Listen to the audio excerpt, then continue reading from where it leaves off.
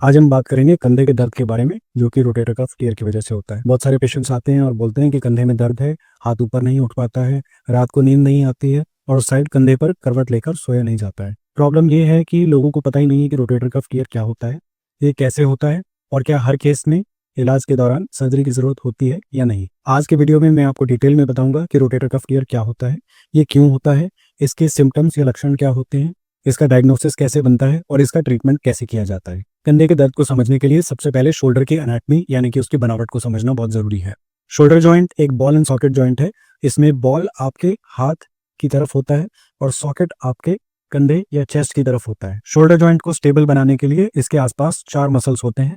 ये मसल्स हैं supraspinatus, infraspinatus, subscapularis और टीरिस माइनर। इन मसल्स का काम है शोल्डर जॉइंट को घुमाना, घूमते वक्त स्टेबल बनाना और हाथ को ऊपर उठाने में हेल्प करना। रोटेटर कफ टियर का मतलब है मसल्स के टेंडन में टियर हो जाना या उनका फट जाना। सबसे कॉमनली सुप्रास्पाइनेटस मसल के टेंडन में टियर होता है। ये टियर्स 2 तरह के होते हैं। पार्शियल थिकनेस टियर में मसल का टेंडन पूरी तरीके से नहीं फटता और फुल थिकनेस टियर में यह पूरी तरीके से फट जाता है। चलिए जानते हैं रोटेटर कफ टियर क्यों होता है। रोटेटर कफ टियर होने के 2 रीजंस होते हैं।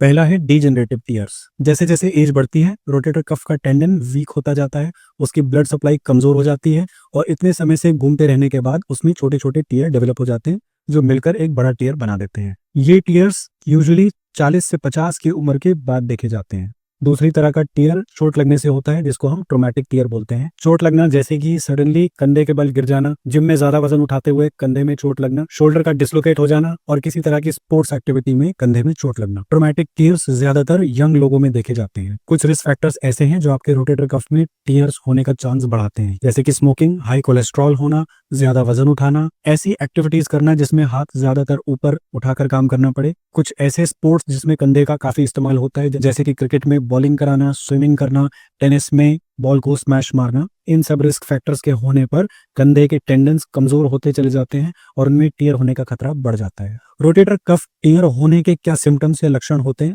पेशेंट कहते हैं कि उनको कंधे में दर्द रहता है, रात में कंधे के दर्द की वजह से नींद खुल जाती है, एक तरफ करवट लेने से कंधे में दर्द होता है, हाथ को सर के ऊपर ले जाने वाली एक्टिविटीज में दर्द होता है जैसे कि कंघी नहीं कर पाते हैं और कंधे में कमजोरी महसूस होती है। अगर ज्यादा दिक्कत होती है तो पेशेंट हाथ ऊपर उठा ही नहीं पाते हैं। रोटेटर कफ टियर को साइज के हिसाब से भी क्लासिफाई किया जाता है। टियर के साइज पर डिपेंड करता है कि ट्रीटमेंट कितना सक्सेसफुल होगा। मैसिव टियर्स जिसमें पूरी तरीके से रोटेटर कफ फटा होता है, उसमें ट्रीटमेंट करना बहुत मुश्किल होता है और अच्छे रिजल्ट्स नहीं मिल पाते हैं। अगर पेशेंट को रोटेटर कफ टियर है और लंबे समय तक ट्रीटमेंट ना कराया जाए तो उस टेंडन से जुड़ी मांसपेशी या मसल समय के साथ सूखते चले जाते हैं और मसल को पूरी तरीके से फैट रिप्लेस कर देता है। ये कंडीशन होने पर ट्रीटमेंट के बाद भी पेशेंट हाथ पूरी तरीके से ऊपर नहीं उठा पाते हैं। रोटेटर कफ टियर का डायग्नोसिस कैसे बनता है। सबसे पहले पेशेंट को डॉक्टर को दिखाना होता है। डॉक्टर कुछ क्लिनिकल टेस्ट करते हैं जिससे ये पता चलता है कि टेंडन के या रोटेटर कफ के कौन से पार्ट में टियर है और वो कितना सीवियर है। टियर का कंफर्मेशन करने के लिए एमआरआई कराना पड़ता है। कंधे के एमआरआई से पेशेंट में रोटेटर कफ के टियर के साइज और लोकेशन का पता चलता है और मांसपेशी में कितनी फैटी रिप्लेसमेंट हुई है या कितना मसल बचा है, इस बात का पता चलता है। सबसे कॉमन सवाल पूछा जाता है कि क्या रोटेटर कफ टियर बिना सर्जरी के ट्रीट हो सकता है। सभी रोटेटर कफ टियर्स में सर्जरी की जरूरत नहीं होती है। कई केसेस बिना सर्जरी के इम्प्रूव कर पाते हैं और इनमें हम कंजर्वेटिव ट्रीटमेंट देते हैं। कंजर्वेटिव ट्रीटमेंट में पेशेंट को कुछ दवाइयां लेनी होती हैं।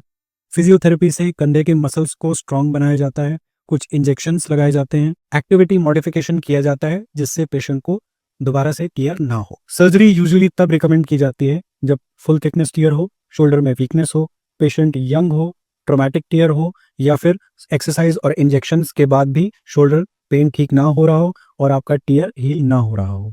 आजकल रोटेटर कफ सर्जरी आर्थ्रोस्कोपी से की जाती है, जो कि एक दूरबीन वाली टेक्निक है और इसमें बहुत ही छोटे कट्स लगते हैं। अगर ट्रीटमेंट डिले किया जाता है तो क्या दिक्कत होती है। रोटेटर कफ को समय पर ठीक ना करने से टियर का साइज बड़ा हो जाता है, मसल वीक होती जाती है और धीरे धीरे शोल्डर जॉइंट घिसने लगता है, जिसको हम रोटेटर कफ आर्थ्रोपैथी कहते हैं। एक बार शोल्डर घिस जाए तो दर्द खत्म नहीं होता है और शोल्डर को बदलना या फिर जॉइंट रिप्लेसमेंट करना पड़ता है। रोटेटर कफ सर्जरी के बाद रिकवरी में समय लगता है। ये रिकवरी 3 स्टेजेस में होती है। फेज 1 में कंधे को और हाथ को एक बेल्ट से बांध दिया जाता है, जिसको हम इमोबिलाइजेशन फेज बोलते हैं। फेज 2 में पैसिव फिजियोथेरेपी की जाती है, जिसमें शोल्डर को वापस से घुमाना शुरू करते हैं और थोड़ी स्ट्रेंथ लाने की कोशिश करते हैं। फेज 3 में एक्टिव एक्सरसाइजेस की जाती हैं, जिसमें आपके शोल्डर के मसल्स को वापस पहले जैसा स्ट्रॉन्ग बनाया जाता है। सर्जरी के बाद प्रॉपर फिजियोथेरेपी करना ट्रीटमेंट का सबसे इंपॉर्टेंट पार्ट होता है। अगर आपको 2 या 3 हफ्ते से ज्यादा शोल्डर में पेन है तो एक ऑर्थोपेडिक डॉक्टर से सलाह लें, अपना MRI करवाएं और समय से इसका इलाज करवाएं। समय से इलाज करवाने से ट्रीटमेंट आउटकम काफी बेटर हो जाते हैं। अगर आपको ये वीडियो हेल्पफुल लगा तो इस चैनल को सब्सक्राइब करें।